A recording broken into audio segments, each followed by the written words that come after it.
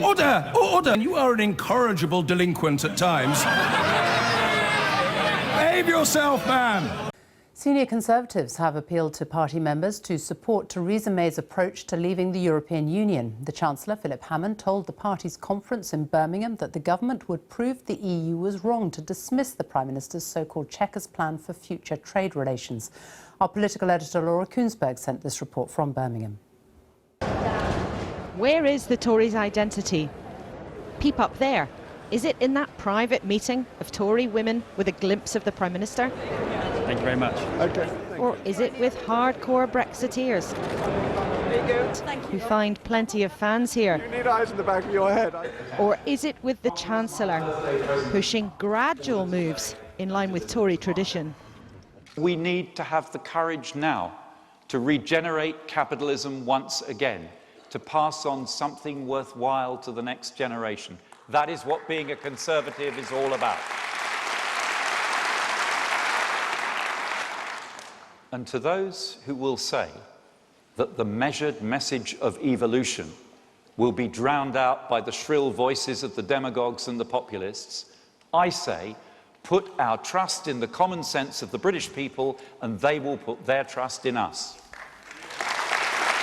Strange as it may seem, for the Tories, who traditionally have been behind business, their Chancellor felt the need to say this. Let me say it loud and clear. The Conservative Party is and always will be the party of business. What I have just heard is a brilliant speech inspiring confidence in the future of this country.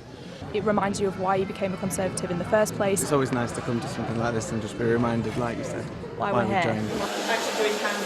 That doesn't ring true, though, for some of the party's other moneymen.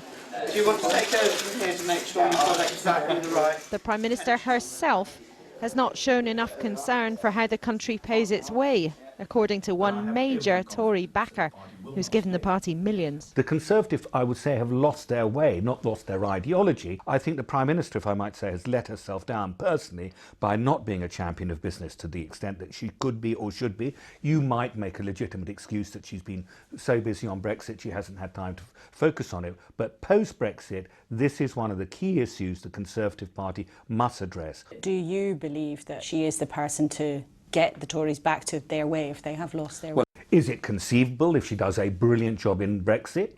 Of course it's conceivable. Is it likely? We'll better wait and see. There are plenty of people here who want to talk about who the Tories are and who they're for. But quiet arguments about moderate change simply can't compete with all the shouting about Brexit. And it will be hard for the Tories to find themselves again until that clamour dies away. Far from going quietly, Brexit backers who hate the Prime Minister's compromise are here in full force, campaigning to get her to ditch her so-called Chequers plan that would see parts of the economy closely tied to the European Union even after we leave. Any deal that prevents us from taking back control and being sovereign, and any deal that looks like Chequers, all the opinions proposed by the EU, would be a deal that stands in defiance of our democracy. Many here, though, are not in the mood for trouble. The former Foreign Secretary was spotted casually jogging through the countryside today. He'll arrive in this city tomorrow, even though many of his colleagues wish he'd stay away. And Sophie, there's a lot of eye-rolling and rude muttering from ministers privately at the fact that how Boris Johnson is going to be here briefly tomorrow. He is expected to be cheered from the rafters by a certain constituency of activists and a smattering of MPs. Those people, and they are here, particularly on the fringes of the conference, who want to strain every sinew to try to get the Prime Minister to ditch her planned compromise with the EU. But I have to say, it does feel as if there are two things going on here. Yes, there are strong voices around the outside of the party who are really unhappy about the direction that the Prime Minister is taking, particularly on Brexit. But in the main, in the hall here, the mood among activists so far seems to me to be more about grin and bear it, getting through the conference, getting through what will be a very tricky couple of months at Parliament, getting through to the other side, and then, and really only then, having a big think and a big amount of soul searching about where the Tory party really goes next. Laura Koonsberg in Birmingham, thank you. Well, let's go now to John in Birmingham for full coverage of the day's events at the Conservative Party conference. John. Thanks, Kathy. Welcome to Birmingham. There's really only one question in the air here. Will the disagreements on how the UK removes itself from the EU tear the party apart? Well, not if the parade of senior figures, and they're not one of them, who've spoken from the main stage here today, can help it. The Chancellor, the Brexit Secretary, the Scottish Party leader, they've all appealed for dissenters to get on board with the Prime Minister's Chequers plan. But judging by the mood at numerous fringe meetings, they're going to have their work cut out. Here's our political editor, Gary Gibbon. The leadership rolled out another argument to back the Prime Minister's approach to Brexit today. The Chancellor told Conference the proposals agreed at Chequers would give a boost to the public finances and public spending. I'm going to stick my neck out here today and make a prediction to you that when the Prime Minister gets a deal agreed, there will be a boost to our economic growth, a deal dividend. There was also an acknowledgement that Jeremy Corbyn, much mocked at these conferences, might be getting some traction with the public for his policies. While Labour's answers will solve nothing, their questions deserve a response. And we must answer their challenges with our own Conservative solutions, based on realism, not populism. There were policy announcements, a possible new tax on tech companies, new help for businesses to hire apprentices. But it's Brexit, not the domestic agenda, that dominates the fringe here. We believers in Britain, and we Brexiteers feel now. Dejected, disheartened, disappointed, and very sadly, unable to fully trust our own Conservative government to deliver Brexit. And why? Because our Prime Minister is listening to the bad advisers such as Ollie Robbins. The villains for this section of the party include senior officials and some pro-Brexit ministers still in the government. We also, in my view, have cabinet ministers who claim to be pro-Brexit, but have sat back, with nothing but inaction to their name. Their legacies, in my view, including their failure to stand up for Brexit and their judgments, will be remembered for generations to come. To get any deal like Chequers through the Commons, Theresa May needs to pry some pro-Brexit MPs away from this support base. She's going to try and grind down those numbers. She will try and grind down those numbers. Sneak it through with maybe a few Labour people. But you can see the feeling at the conference from the grassroots of the party. Overwhelmingly, the people of this party recognise that Chequers will be a disaster for the UK, and they will not forgive their MPs for voting for a disaster. The numbers may not be scientific, but the informal polling, 200 voted in this ballot, is a sign of an insurgent mood in parts of the party. The results were as follows. Jacob Rees-Mogg topped the poll with 49%, Boris Johnson came second with 26%, David Davis got 9%, and Theresa May got 1%. The cues to hear Jacob Rees-Mogg speak at fringe meetings suggest he is the hot ticket here for some activists. Certainly better than the turnout in the main hall, this one for the new Culture Secretary, Jeremy Wright. The EU was set up to protect freedom. It was the Soviet Union that stopped people leaving. After his speech yesterday comparing the EU to the Soviet Gulag, the Foreign Secretary, Jeremy Hunt, was slapped down by, amongst others, the Estonian ambassador to London, who tweeted, "The Soviet regime was brutal. I lived under it. Comparison is insulting." European Commissioner Vyteris Andriukaitis from Lithuania tweeted, "I was born in the Soviet Gulag and imprisoned by the KGB a few times. Happy to brief you on the main differences between the EU and the Soviet Union. Any time, whatever helps." The Prime Minister might be fending off any direct challenge here this week, but activists who want Chequers chucked are fueling and firing up her critics in Parliament for a mighty battle in the weeks to come. Well, Jeremy Hunt's words have caused quite an angry reaction in countries which are now part of the EU but used to be part of the Soviet Union. Earlier today I caught up with Radek Sikorski. He's the former Polish foreign minister, and I asked him what he thought about comparing the EU with the Soviet Union. Well, we find it immature and offensive because, of course, we lived under Soviet domination and we truly could not escape. When Hungary tried, it got invaded. When Czechoslovakia tried, it also got invaded. And we hadn't joined voluntarily, whereas you did and you can. The very fact that you've had a referendum on leaving means that you've been a free country all along. The point, though, surely is that there are people in Brussels who want to punish Britain for wanting to leave. No, not at all. You're resigning from a club. You found the bylaws irksome and the fees too high. But there is a bar tab to be paid, and of course, you've agreed the amount. Can you see a deal being done? It's difficult because the club has 2 or 3 overseas membership schemes, but you don't like any of them. Do you anticipate that Mrs. May will make further concessions? Well, that's entirely up to you. We would just like Britain to make up its mind because the deadline is approaching, and of course everybody will be worse off, Britain even more so, if there is no orderly transition. So I've been speaking with Matt Hancock. Now, he's the new Secretary of State for Health and Social Care. I began by asking him for his reaction to Jeremy Hunt's comments. Well, he was making the argument that if you make it impossible for a country to leave, then that doesn't reduce populist pressures, it increases them. And he was making the argument for why it's good not only for the UK, but also for the EU to have a good deal. And I think it's a very important The argument. EU doesn't have any ballistic missiles. Of course it doesn't have those He's things. the Foreign Secretary. But the argument that he was making is that a good deal so that the UK can leave on good terms is the best for both sides. And I believe that very strongly. Well, of course, you talk about both sides, but there are dozens of sides. I mean, you wander around here, you'll get a dozen different views. I mean, half the party's in favour, half the party's against.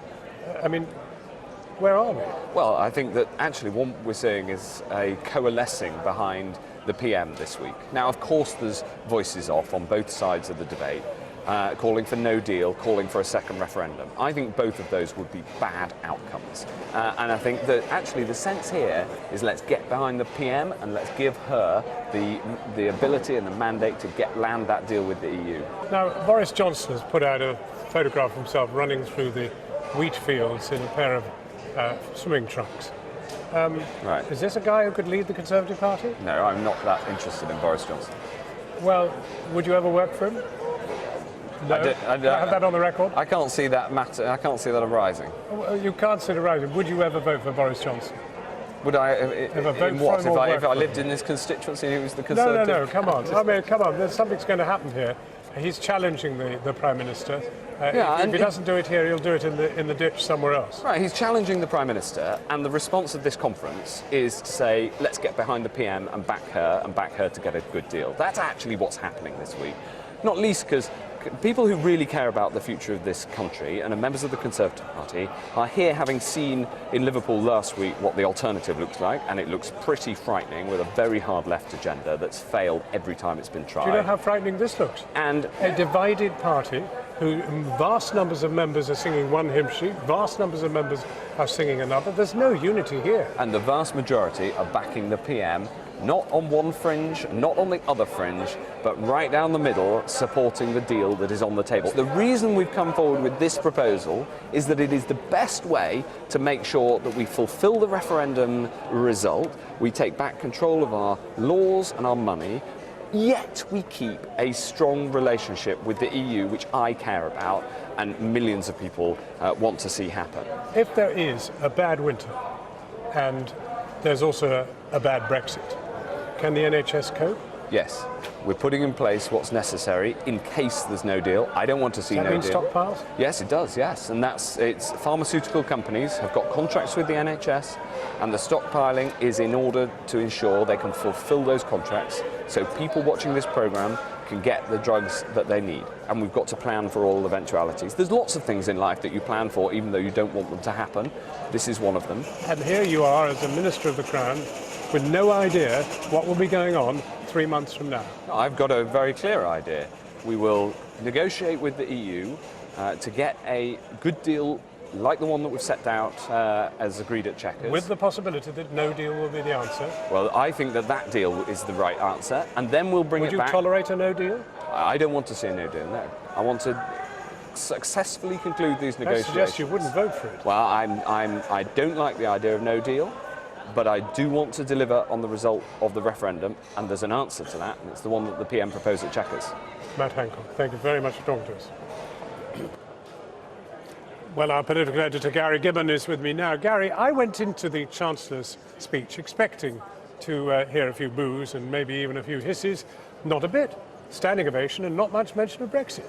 Yes, low-key standing ovation, but it's almost as if when the activists come here, they follow two different arrows into different rooms. In the conference hall, you find some loyalists, you find dissidents who aren't clapping but aren't exactly jeering or gnashing their teeth either, go in the other direction, say to one of the fringe meetings that Jacob Rees-Mogg has been speaking at, and you can barely get in the room. The atmosphere is crackling, and there is real menace and anger about the direction of policy the government is taking. Philip Hammond decided not to touch on Brexit too much, apart from offering the Brexit dividend as one of the ways he hopes to win over MPs if there is a deal. On the whole, he was trying to emphasise how the party could take on Jeremy Corbyn. He was talking about modernisation of a lot of policies to cope with the digitisation age. And he was trying to say the Conservatives can represent change. But in some ways, Philip Hammond is maybe the wrong medium for that message, because he doesn't exactly exude change himself. But what about the spectre that haunts the entire process here, Brexit itself? Well, it is. I think being here is a bit like being on the Carolina coast a while ago. You know, you can feel the gusts, people are boarding up their windows, the birds are doing funny things, but it hasn't made land yet, the great force which we know is out there. There is a great suspicion amongst ministers, amongst activists, that at the October summit, maybe even at the November summit, but certainly the October summit, they think they will see Theresa May make a really big compromise with the EU that goes even beyond what they find, some of them unacceptable in the Chequers deal, maybe on the customs union, areas like that. And they want her at that point to pivot, as the terminology has it amongst these people, and move to another policy, free trade agreement, move away from Chequers altogether. There is this atmosphere that something is looming, but it isn't necessarily absolutely happening here. What's happening here is that people are rehearsing their lines, and maybe even people like Jacob Rees-Mogg are firming up their opinions. Well, Gary, thank you, and we'll be exploring a bit of pivoting later in the programme. But earlier, we filmed 3 women who dressed as suffragettes. They've brought their protest against fracking in Lancashire to the conference. They're opposed to the government's plans to fast-track planning permission for fracking. The protest is aimed at a fringe event where the Minister for Energy, Claire Perry MP, is speaking alongside the fracking industry representatives themselves. It follows the imprisonment last week of 3 anti-fracking protesters. Opportunity is the theme. Welcome back to the Tory Party Conference in Birmingham, the heart and soul of the party. Where does it lie? Has Brexit sucked all the energy away from doing anything else in government? And most subversively, who should the leader be? Nowhere on the official agenda will you find these questions, and yet they're the ones being asked here all the time, at least unofficially. Our senior political correspondent, Michael Crick, has been listening in and inevitably asking some questions of his own. Opportunity, the word is everywhere around here. We're the party of opportunity, they're trying to say.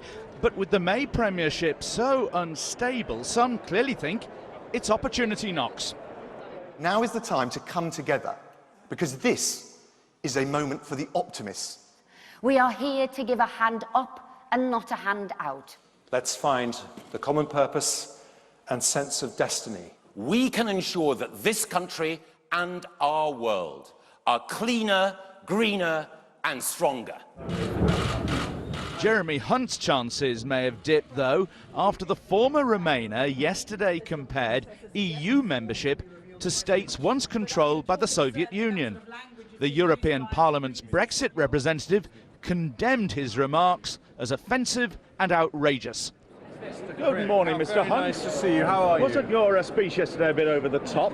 I don't The think Latvian so. ambassador seems to think so. No, I don't think so. Lord Ricketts described it as rubbish. It's just an attempt to curry favour with the Tory members, isn't it? Well, I hope he reads the whole speech and then he'll see that it's a very thoughtful reflection of the situation we're in, and it's a plea for friendship with Europe.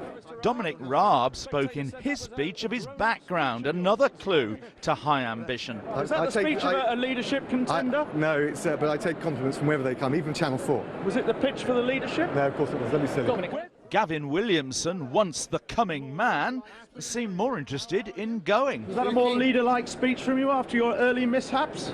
Oh, are you keeping well? Are you enjoying the conference, Michael? Do you regard yourself as a leadership contender?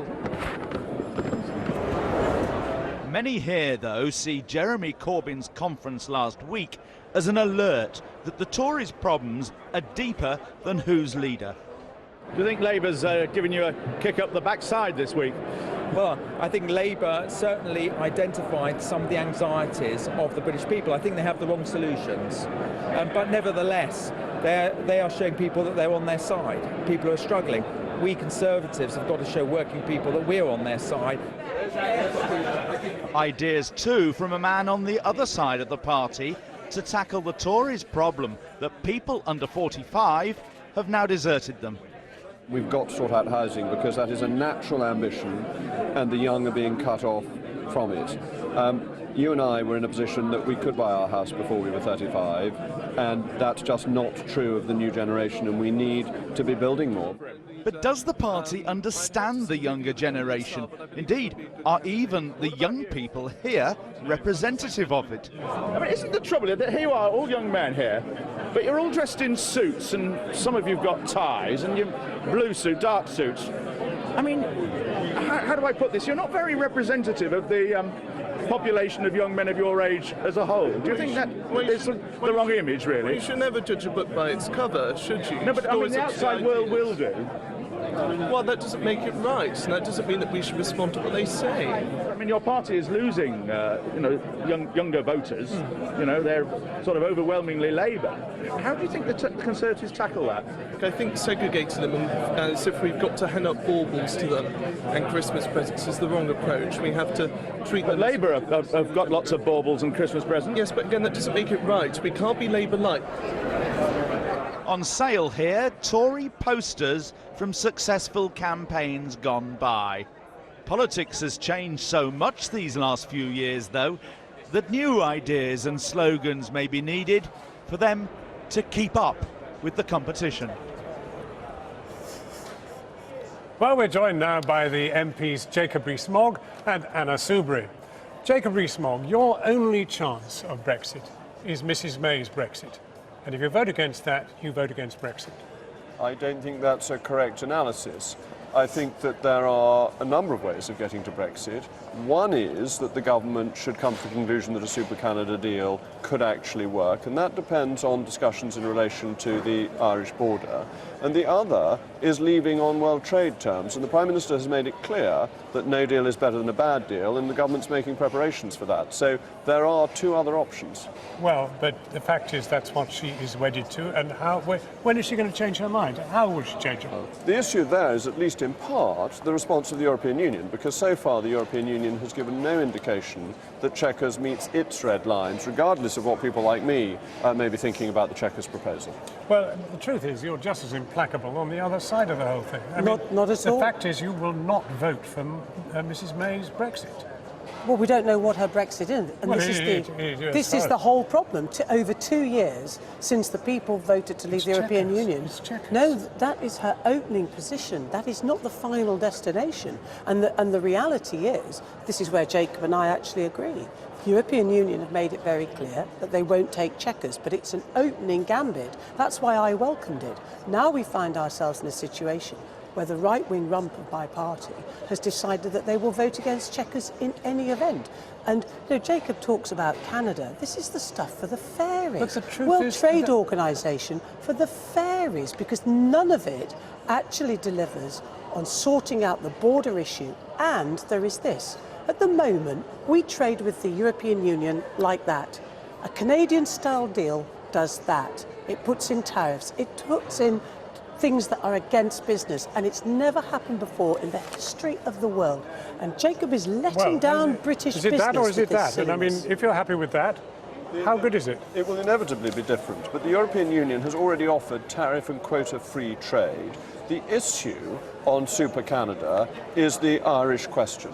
And the ERG, the European Research Group, which I chair, put forward a paper looking at it from the European Union's point of view and saying, what does the European Union need to safeguard the single market? What does it do on its other borders with third countries? And if it's good enough for other borders, would it work in Ireland? And I think that is the beginnings of a solution to the Irish question. And everybody has said it won't, including the Northern Ireland Select Committee, which is full of Brexiteers, some of whom are hard Brexiteers like Jacob.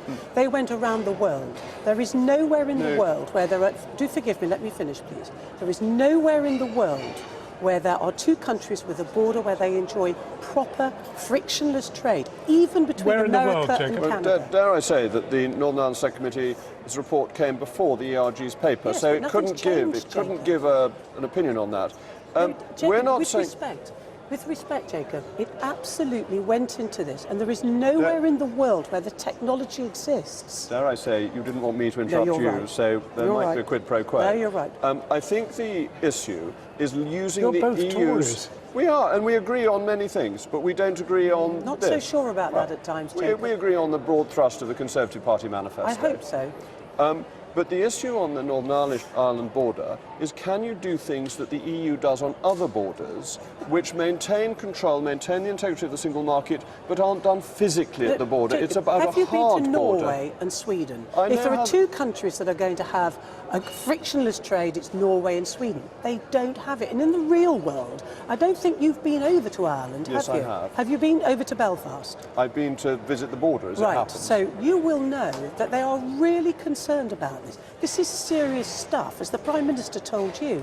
People are really worried about civil insurrection if we don't maintain no border, and there is no solution to it. We don't have the technology. It's wrong to say no border. There is already a border between the Republic of Ireland and Northern Ireland for excise duty, for VAT, for currency and for immigration purposes. It's a question of, do you have a physical border along the line? Well, it's the free movement of goods, of cattle and people, and you can't do that unless you're in the single market and the customs union. There is no alternative. That means not leaving the European Union. You Together, may be the right true about state of what's going on here, because if we were in the hall, we'd have people supporting Mrs May's Brexit.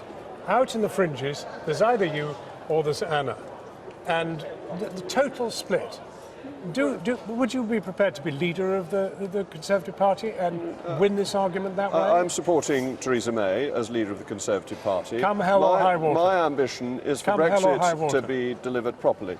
I'm supporting the Prime Minister. I've said this till I'm blue in the face, and that I think she deserves the support of the nation. I just want her policy to go back to Lancaster but if House. it doesn't go back to Lancaster House, it shows no sign of doing so. Will you vote against it? Yes, I will. Yes, I will. You will. Yes. And if it, There we are. I'm supporting Theresa. No, they're not. But Prepare the two to of vote you could against end them. up voting against the government. No, I've been very clear. There is a solution to deliver leave, but maintain jobs, prosperity and peace in Northern Ireland. Which it's the of you is single gonna blink market and the first? customs union. It's not a question of blinking. It's a question about putting your country first. I don't want us to leave the European Union, but I accept that the people have voted leave. What I really want... So you're not a blinker. Are you a blinker? No, I haven't. I'm backing I've the blinked. Conservative Party manifesto, which said we would leave the What is customs the union. Conservative Party? I've been wandering around here looking for it. It said we would leave the customs union and the single We lost market. the general election. Anna, Jacob, we lost the general election. You stood on that manifesto. No, I didn't actually. What did you say in your election address? In my constituency, I made it very clear I would continue to argue for the single market, the customs union, and the positive benefits of immigration. We lost 32 seats in England and Wales. Conservative colleagues, there is no mandate for your hard Brexit. Yes, there is. We formed the government, and the government has to base its policy on what it offered to the electorate. Otherwise, you let the electorate down and you make voting But the government pointless. hasn't offered a hard Brexit. No, it hasn't. They've offered a checkers Brexit. Chequers, I don't think, meets the Conservative Party manifesto. That's why I will not support it, because it doesn't support the basis on which I was elected. I owe it to my voters not to support it. This out?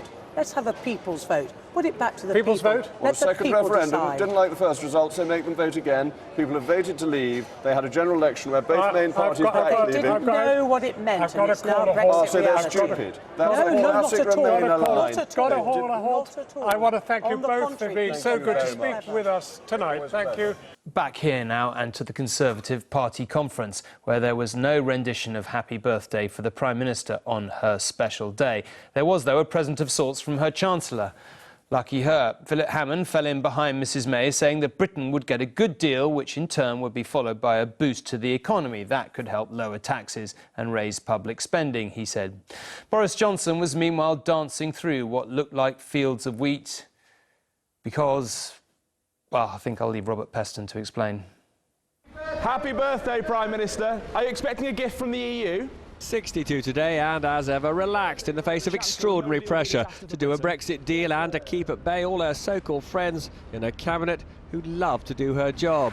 Now, a Chancellor of the Exchequer who hasn't always been seen as wholly loyal was today batting for her and her Chequer's plan for how to leave the EU. I'm going to stick my neck out here today and make a prediction to you that when the Prime Minister gets a deal agreed, there will be a boost to our economic growth, a deal dividend, which we will share in line with our balanced approach between keeping taxes low, supporting public services, reducing the deficit and investing in Britain's future. Deranged. That's how the former Foreign Secretary Boris Johnson described May's Brexit plan and how some of his colleagues described him today when they saw this stunt he pulled to make fun of the PM's notorious comment that the naughtiest thing she'd ever done was run through fields of wheat. So what does the Brexit Secretary think of Boris Johnson's plan that we should delay till after we leave the EU how we sort out keeping open the border between Northern Ireland and the Republic? The reality is, if we just said we're not going to follow through on our commitment in December to come up with an Irish backstop with the EU, we go straight to no deal. Pretty much everybody agrees there would be a shock to the economy if we did have a no-deal Brexit. How significant a cost would that be? It was very interesting, the Chancellor said today that he would reserve some fiscal firepower to make sure if there is some short-term disruption that would arise from no deal, we'll be able to weather the buffeting. And you're confident we would weather the buffeting? Yes, I think there'll be some short-term disruptions. I don't think we should be naive about that or cavalier about that. But not all of Rob's colleagues are as confident as he is that the pain of no deal would be bearable. No deal would be a total disaster for this country. For anybody to think that that is a credible option is living in a fantasy world. But on the Brexiter wing of the party, which hates the PM's version of Brexit, they think either it'll be blocked by Brussels or... Well, it won't get through Parliament. And what happens to her in that situation? Nothing. The Fixed Term Parliament Act means she remains as Prime Minister, and she will then have to come up with something else. Yeah. Do you want to take over from here tonight? There are loads of Tory ministers who want to take over from her, but she's as determined as ever to keep them at bay till at the earliest we're out of the European Union. And Robert joins us now. Robert, Boris Johnson making headlines before he even gets there, as usual. What do you think he's going to say in his speech tomorrow? So a huge day tomorrow for the Prime Minister and the would-be Prime Minister, Boris Johnson. The Prince across the water.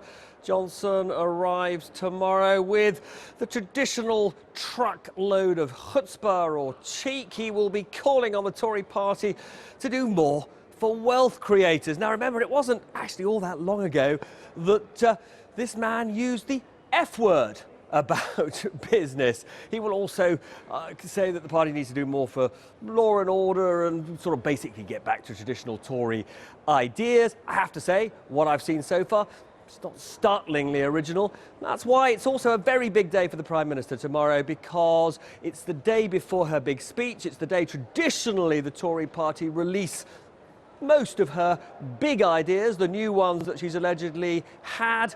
If they disappoint, people will continue their mutterings that this is a government which may or may not get us out of the European Union in reasonable shape. And I have to say, it's slightly moot at the moment whether we're going to get, a decent deal or a slightly painful or perhaps possibly very painful no-deal Brexit. But what we are not seeing so far at this conference is exciting ideas to regenerate the country after Brexit. OK, Robert, speak tomorrow for sure. But for now, thank you very much. Good evening. It was almost certainly not the naughtiest thing Boris Johnson's ever done, but the photo of him running through a field of wheat proffered to a hungry media was a slingshot to his Prime Minister as her party conference was just getting underway. The former Foreign Secretary is not in Birmingham this evening. He arrives tomorrow, but his presence is already keenly felt, and he's urging his party to stick to what he calls core Conservative ideas, setting taxes to stimulate investment and growth, not ape Jeremy Corbyn by treating capitalism, he says, as a kind of boo word. Well, no one here knows if he'll be booed or cheered tomorrow, but tonight we speak to the Brexit Secretary Dominic Raab to ask if the Conservatives can find a workable solution to Brexit by moving closer to the EU's ideal or further away. We'll hear from him in just a moment, but first, here's our political editor, Nick Watt.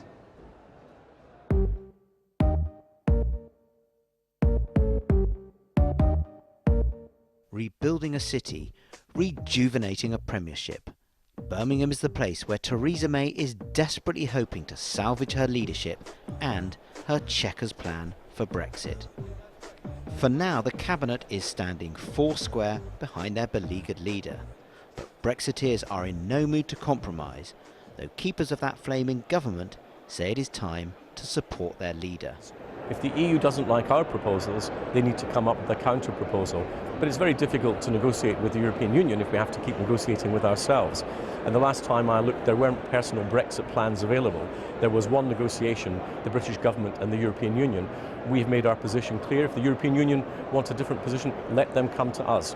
And I think that the clearer our position is with the European Union, the stronger our negotiating hand becomes. Now, this is a deeply, deeply divided party on Europe.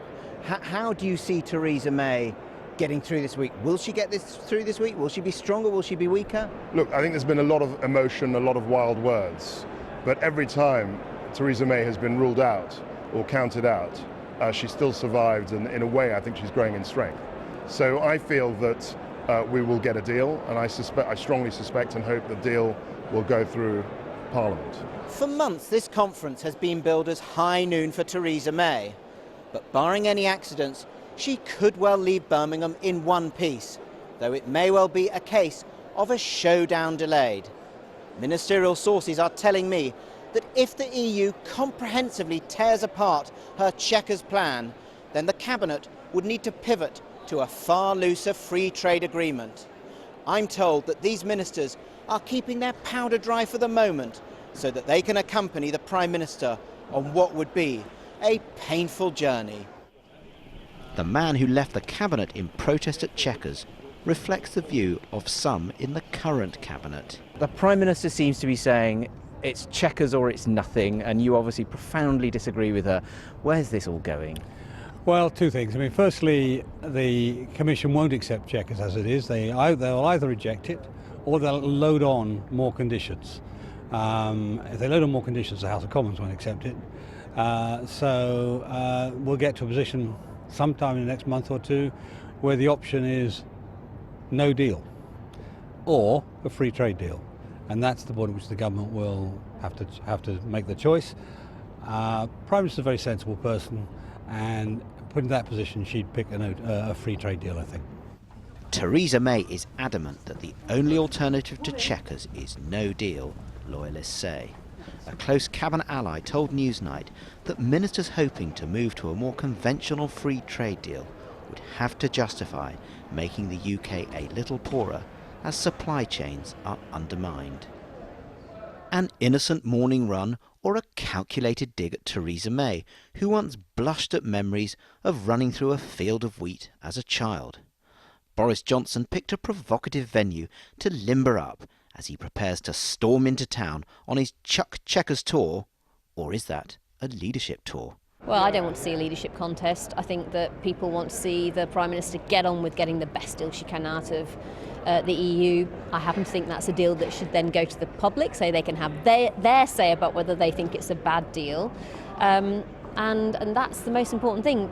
But finally, of course, what about the rest of people's day-to-day lives and the issues that we need to be working on to make that better for them? What do you think?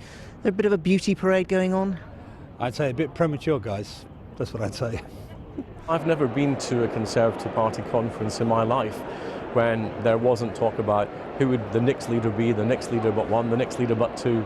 But we're not short of egos in politics. One politician who never knowingly undersells his talents will be hoping for numerous curtain calls in Birmingham tomorrow. The nature of the reception afforded to Boris Johnson may well serve as a guide to Theresa May's fortunes over the coming months. We'll hear from Nick Watt again a little bit later, but there are a lot of pretenders to the Tory throne, as you know. One to watch is the newly appointed Brexit Secretary Dominic Raab. In his speech today, he told the EU to get real and reach a deal with the UK and called on the party to unite. He was then cheered to the rafters as he said he would fight anti-Semitism to his last breath. That was in tribute to his father, who fled from the Nazis during World War II. Well, I sat down with him earlier and I asked him if he was surprised by the level of discord 2 years on. Actually, I felt today there was a sense amongst members here that actually we do need some of that unity of purpose and strong support for the Prime Minister and a recognition that yes, I voted in the campaign and campaigned to leave the EU, but a recognition that actually we need to come together, make some compromises, get this deal done and get Brexit over the line. And I think that resonates with a lot of people at home. You call Remainers pathetic. I wonder how helpful that was. I didn't say it's pathetic. I said that those that were seeking under the guise of Project Fearmark 2 to scare people into thinking we need a second referendum, and in particular the sort of PR-driven approach to that was dangerous. And I think it is dangerous. And if you look, and the analogy that I gave was on the continent, those countries where they haven't responded to democratic concerns, whether it's on the EU or other matters, actually you give rise to the very extremists that I think all mainstream politicians, myself included, want to avoid.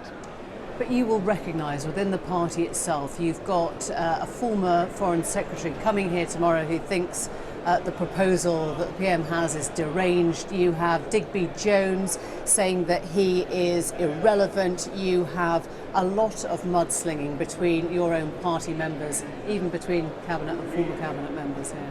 Well, that's why I made the call for unity today. I think we should be adhering to Reagan's 11th commandment, which is never speak ill of our fellow Conservative, and actually recognise that what the country wants to see is deliver Brexit in a sensible way. Most people, I think, outside of the political bubble think, why haven't we actually delivered Brexit yet? Why hasn't it actually happened? Now, it has been challenging. There are all sorts of complications with it, but none of them are insurmountable. So what we've got to do is hold our nerve, keep our calm, keep our cool and keep pursuing the negotiating track, and I'm confident we'll get there. But the reason there is so much division is because people, to spell out the bleeding obvious, cannot see a way through this. You are persisting with the Chequers proposal, which has been rejected by the Commission, rejected by the EU27, rejected by your own party. At some stage, it must look like you're flogging a dead horse. Well, in fairness, Chequers and the White Paper covers a range of things, from the economic partnership to the security cooperation. On security cooperation and negotiations, we've made a huge amount of progress. But of course, no one ever wants to talk about the positives. But it's right to say that on the two key outstanding issues of this whole negotiation, the Northern Ireland Protocol, the economic partnership, we've still got some way to go. But what we're saying to the EU is we've set out detailed proposals which deal not just with the concerns that we've got, but also the equities they've got. The issue on the Common Rule Book was devised around EU practice to make sure that actually we come up with a win-win outcome. Good for the UK, but good for the EU. I'm telling you nothing you don't know. We saw what happened in Salzburg. We saw their response to her. We saw how shocked she was by it. Yes. They don't like your proposal, and that's that. Well, it's not quite as simple as that, but the reality is we've shown some ambition and pragmatism. If it's not matched on the EU side, then actually we won't get a deal. I'm confident we still can, but it needs to be a two-way negotiation. So we need to understand much more clearly what the bits of our proposals are they don't like, so that we can understand how to address that. And if not, there need to be credible alternatives. What is not a credible alternative is a political negotiating strategy which seems devised for political purposes of drawing a wedge across the UK, particularly on the Northern Ireland So issue. just spell out for me, has your flexibility gone as far as it can in terms of meeting the EU? I think it's time now for the EU to meet us halfway. Wait, has your flexibility gone as far as it can? I'm not negotiating with you, as fun as that would be. I'm negotiating with Michel Barnier. And we'll always entertain serious, credible proposals that come back from the other side. Okay, but we so wait in hope. What? No, just stop there.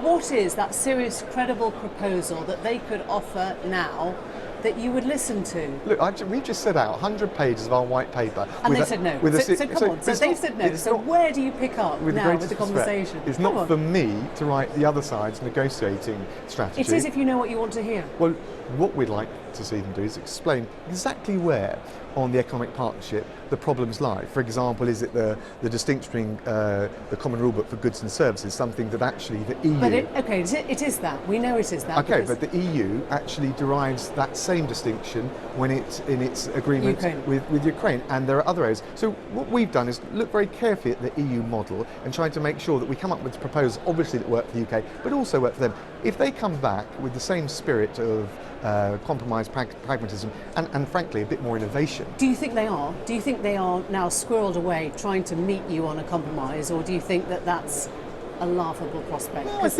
after Salzburg it didn't sound like that, did it? Well, and there was some fairly unsavoury political posturing and tactics going on. But look, by who?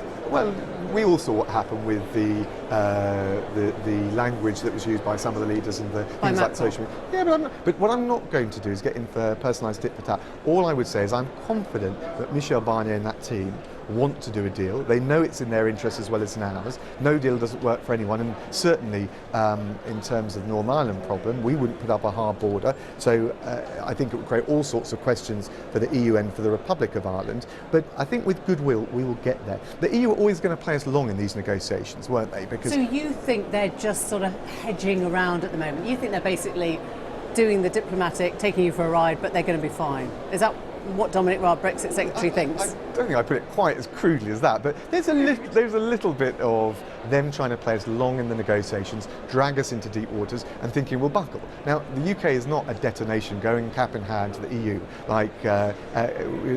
We're a net contributor to the EU. We're one of the biggest economies in Europe, and indeed the world. And actually, we've got a sensible, coherent set of proposals. It is time for the EU to negotiate properly. Dominic Raab, the Brexit Secretary. A little bit of breaking news this evening, or tomorrow if you like. The Telegraph is reporting that the DUP's Arlene Foster could work with Boris Johnson. Nick Watt, our political editor's back. Is that fair, or is that slightly too strong, Nick? Well, it is an interesting interview. Arlene Foster is saying that people are crying out for hope over Brexit. They want to hear talk about the aspirations of the nation. Now, interestingly, she says, I'm not drawing a comparison between Theresa May and Boris Johnson, but she says people want to hear belief. So it sounds like she thinks that he's putting forward a pretty positive vision. And then, crucially, she was asked by the Daily Telegraph, would you back Boris Johnson if he became Prime Minister? And then she said, I would back whoever is leader of the Conservative Party because our arrangement with them is a party-to-party matter. And obviously this comes on the eve of Boris Johnson's big speech tomorrow. As you were saying earlier, he's going to be talking about how the Conservative Party needs to be true to its values. It shouldn't just worry about aping Jeremy Corbyn. He will, of course, talk about Brexit, but I think what he's trying to do is to show that he has a big vision across the piece, not just about Brexit. Nick, thanks very much. And we'll be back inside the papers with the columnists a little later in the programme. Now, if you stop a delegate in the hall here and ask them their favourite Tory policy, they look slightly bashful, as if you've asked for homework that hasn't yet been done. So far, we've heard that motorway speeds could be increased to 80 miles an hour. We've heard that waiters should be allowed to keep their own tips. And we've heard about that big fat Brexit festival. There are plenty more, of course, but they're just not easy to remember. Why? Well, perhaps because of the oxygen-sucking, omnipresent Brexit talk, or maybe because the ideas aren't quite big enough to push the spectre of Jeremy Corbyn's new vision for Britain from their minds. I spent the afternoon accosting people here, asking what policy the Tories themselves wanted to espouse.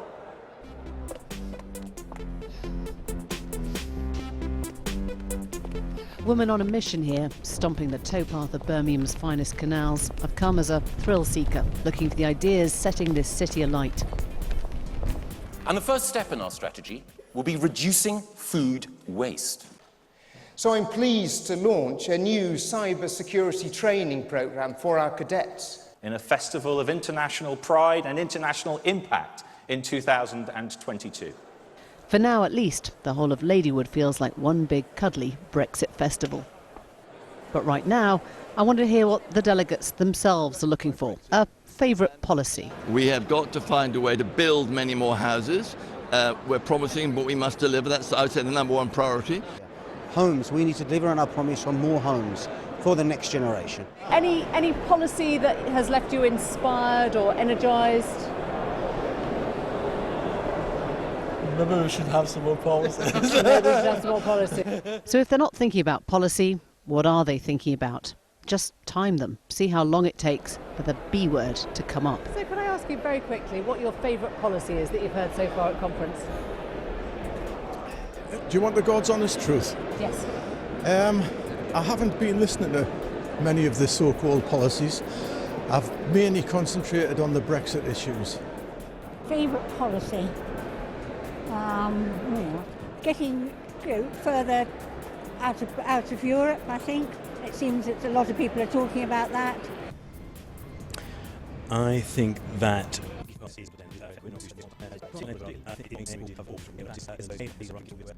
it's difficult with Brexit to move away from just Brexit.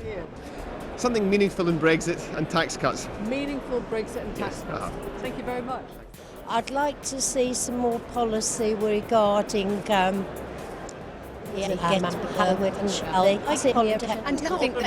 all this Brexit that's been going on, perhaps the country hasn't seen the great policies the Conservative Party has got.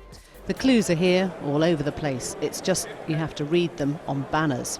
I went looking for help from the party's policy supremo. George, there's been a real clamour at conference to hear actual policy. It all seems to have been drowned out by Brexit. I think that's right. I think this party is bursting with ideas, bursting with energy, bursting with new generation MPs who want to make a difference and want Brexit, whether we voted for it or didn't. But isn't the point that you're on the back foot? It's Jeremy Corbyn who has come to the UK offering tangible policies that excite people, not the Tories who've been in power for 8 years. But I think people know that we've got to have some bold solutions. The time for technocratic tinkering is over. We saw last week that Jeremy Corbyn is beginning to tell a very powerful story about a system that's not working for you. We are the system. When the Prime Minister was asked yesterday, she came up with a Brexit festival. Now, I'm wondering if that's really what, young, homeless, austerity-suffering people of Britain are really looking forward to from this government. Well, I think the danger is that if the festival isn't accompanied with bold policies that tackle the really legitimate grievances, people are hurting. What we've got to make sure it isn't is a Millennium Dome with Brexit parked on top. Not a thought you'd particularly want the electorate to dwell on, perhaps, but then today is only day one. Perhaps the big ideas are all being saved up for tomorrow. So what is the Conservative Party's big thought for conference as we count down to the budget in a few weeks' time? How does the party reinvent itself to inspire new voters? It was a question for Liz Truss, the Chief Secretary to the Treasury. What we're doing in this budget is making sure that, yes, we are addressing any issues that arise, but also that we're preparing the ground for Brexit. And I think it's important that the party has been in government for 8 years. We do need to reinvent ourselves. We do need to get ready for the 2022 election. And what is exciting about this conference is there's a lot of open discussion about those types of ideas. When you say any issues that arise, for example, will local government get more? Can you rule out further cuts to local authorities? Well, what we've done with local authorities is they are now able to raise much more money locally than they were before. So when we went into government in 2010, the vast amount of the money that they spent was from national government. They're now raising it locally. We've given them additional flexibility in council tax. But of course we keep reviewing that, and we've got the local government finance settlement coming up. But can I just get you to rule out any more cuts to local authorities? Well, what I'm saying is we are not making cuts to local authorities. What we've done is giving them more revenue raising power, so that decision can be taken locally. Okay, and I think it's really important that local councillors are responsible for the decisions they make. Nearly all councils in England plan to raise council tax. That's 95% of them will increase charging. 2/3 of councils will be forced to dip into their reserves. Is that what you're encouraging them to do? Well, some councils do have significant reserves, and it's right that they should use those reserves if they need to invest, for example. 80% fear for their financial sustainability. You talked about them raising council tax. That's exactly what I'm saying. I'm saying that local government needs to be responsible for the spending it's carrying out locally, and it needs to be accountable for local taxpayers. The fact is, national funding, Emily, is not free. That comes from money that taxpayers are paying in nationally. Okay, so 80% of councils fear for their financial stability. So what I'm asking you is, if they are in that state of peril and they're still having to raise council taxes locally, is there anything that you can do as central government to reassure them? Well, I think it's perfectly legitimate for councils to raise council tax if that's what they see fit to do. That's a decision for local electors. They're hurting. Of course, you know how much services Of course, are we are hurting looking right at now. areas like social care, where we've already given them additional precept flexibility to make sure councils are sustainable in the long term. But certainly, when the spending review happens next year, we'll be looking at sustainability of public services across the board, because what I want to make sure as Chief Secretary is we're getting value for money for the spending that we put in, but we're also making sure it's financially sustainable for local government and for other public services like the NHS. Your speech and Phil Hammond's today was a celebration of business and a celebration of capitalism. And what I'm asking, I guess, is if more capitalism is the answer, perhaps you've been asking the wrong question. If people around the country voted Brexit because they were unhappy with their lot in life or unhappy with unfairness, with the burning injustices, how can the answer to that be more capitalism, more austerity? Well, the answer is more growth, because with more growth, that means that we can see rising real wages, which is what we're seeing at the moment. We can see better opportunities for people in the future, and we get more money into the public coffers. We recognise that people want to see higher wages. We've got to a point now where we've reached the lowest unemployment since 1975, and real wages are beginning to rise. We know that people want more opportunities. That's why we're doing things like boosting entrepreneurship. There was an announcement by the Chancellor today, boosting apprenticeships, so that our economy grows, reforming our planning system. And that will generate money both for people to have better lives, and after all, that's what we all want, but also that will help the public finances too. The wrong answer though, Emily, is to spend the money first before we've got the growth and then find ourselves in a very difficult position, which is exactly where we were back in 2010 when the Labour Party left us with a massive bill. We don't want to be in that position again. I don't need to tell you that there are people around the country who are hurting, that there aren't enough homes, people can't afford home ownership, there are more than ever people going to food banks, there are people who find their local services cut on every level, and you're not going to rule out any more cuts to local authorities. Maybe that's why they find Corbyn's language and Corbyn's policies so inspiring right now. We want more affordable homes. That's where by building more homes, we built more next year than we had for a number of years, and we're making huge progress on that. We are building more infrastructure to boost growth. We're reforming our education system to make sure that children have got the skills they need to get those high wage jobs. And we're seeing the results of that coming through in terms of employment, in terms of the increased wages people are now getting. And what would be completely wrong is to say business is the enemy, let's junk capitalism and go over to some kind of Venezuela communist style system. What about digital services tax? Is that business is the enemy, or is that, does that fit in with what you think should happen? What the Chancellor said is that he wants to see global agreement on the way we tax digital companies. But he'll go it alone, if not. He did say that, but the first choice is to get global agreement. You know, we do have a very different economy now than we had 20 years ago. There are companies who are able to play the tax systems of multiple jurisdictions, and we do need to deal with that. But our first choice is to get that international agreement on their tax. Let me ask you about Theresa May. She's pulled out of regional receptions. She isn't attending her colleagues' speeches in the halls. I know she's pulled out of interviews as well this week. Is she all right? Is she up to the job? She is doing a fantastic job, and it's a tough job. and she is absolutely tenacious and pursuing it with vigour. I think you can forgive her after last year and the issues around the conference speech, that she needs to save her voice, and I don't blame her for not speaking at every single reception going. I'm certainly finding that after doing about 5 fringe meetings so far, my voice is starting to go. So I don't blame her at all. It's important that the Prime Minister is there to take the big decisions, to make her conference speech. And she's got lots of very capable colleagues who are able to speak at these meetings. That was Liz Truss.